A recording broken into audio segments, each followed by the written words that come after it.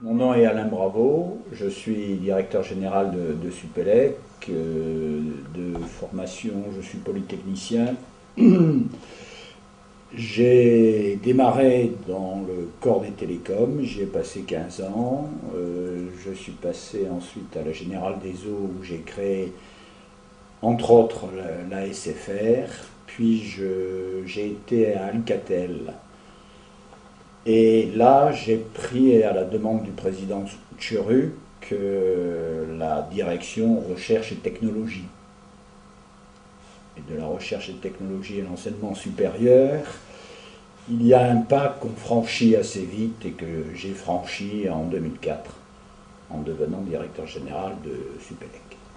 2004, c'est une période où l'enseignement supérieur et la recherche en France commence enfin à bouger. Alors commence parce qu'en fait ça a démarré un peu plus tôt avec la préparation de la loi qui sera promulguée en 2006 sur l'orientation de la recherche. Et c'est donc d'ores et déjà, par anticipation, un certain nombre d'acteurs qui se préparent à la mise en dynamique qui est à l'heure actuelle. Et donc quand j'arrive, ne serait-ce que sur le plateau de Saclay, je trouve des partenaires que je connais puisque à Alcatel j'avais le centre de Marcoussis, et un projet qui a pris de l'ampleur, qui à l'époque s'appelle Digiteo Labs, et qui en fait était un prototype de ce qui est devenu ensuite, de ce que sont devenus les réseaux thématiques de recherche avancée, et ce qui a été en particulier officialisé par la loi de 2006. Donc d'emblée, sortant d'un univers industriel qui depuis 15 ans connaissait la globalisation, je savais que je rentrais dans un univers qui allait avoir à connaître la globalisation, où il y avait des acteurs qui avaient envie de bouger et où il y avait une loi en préparation qui était assez intéressante. L'enseignement supérieur et la recherche en France, quand on regarde l'histoire, on s'aperçoit que le système n'évolue que par quart de siècle. Il y a eu le colloque de Caen en 1957, qui s'est traduit ensuite par la création de la DGRST, puis il y a eu ensuite le colloque de 82-83 avec les lois Chevènement qui ont reconfiguré le paysage, et puis il a fallu attendre 2006. Et de la loi de 2006, c'est une loi qui finalement a identifié un certain nombre d'instruments de changement qui sont à la discrétion des acteurs pour leur permettre de s'adapter, de se regrouper et de faire de la transdisciplinarité.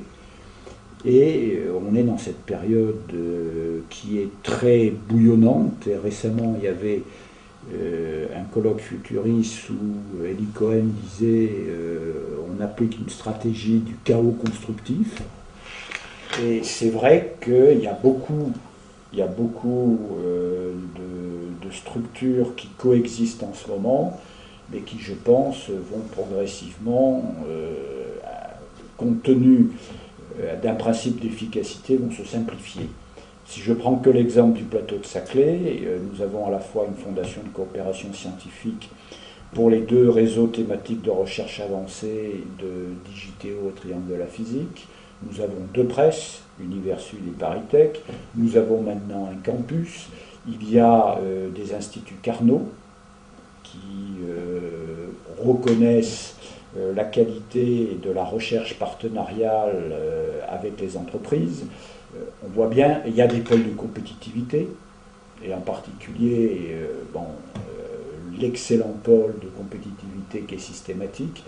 Donc on voit bien que ça bouillonne, mais ça veut dire que ça vit. Et tous les acteurs travaillent d'une manière, je dirais, volontaire et intelligente ensemble. Donc on peut penser, sans faire, c'est pas une utopie que d'imaginer que le système va se rationaliser de lui-même. Je pense que la gouvernance, je sors de l'expérience de préparation du campus du plateau de Saclay, qui vient d'être d'abord consacré par Madame Pécresse, et puis la semaine dernière, qui a été doté d'un financement significatif par le président de la République. Je pense que le consortium des 21 établissements du plateau de Saclay a la capacité d'organiser sa gouvernance. Une gouvernance qui respecte les identités de tous les membres, mais en même temps une gouvernance où un nombre, sur les 21, il y en a 6 qui sont mandatés pour assurer le fonctionnement exécutif d'une opération qui est complexe. Et cela se fait à la fois de par l'identité de l'établissement que représente le membre du bureau, mais également par la qualité personnelle de ce représentant. Donc on est capable de faire le juste équilibre entre le point institutionnel et la personnalité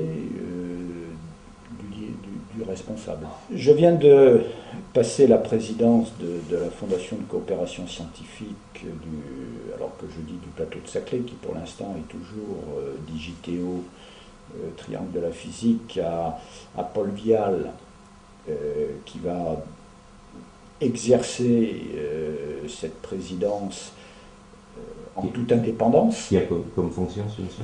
Il est président de la Fondation et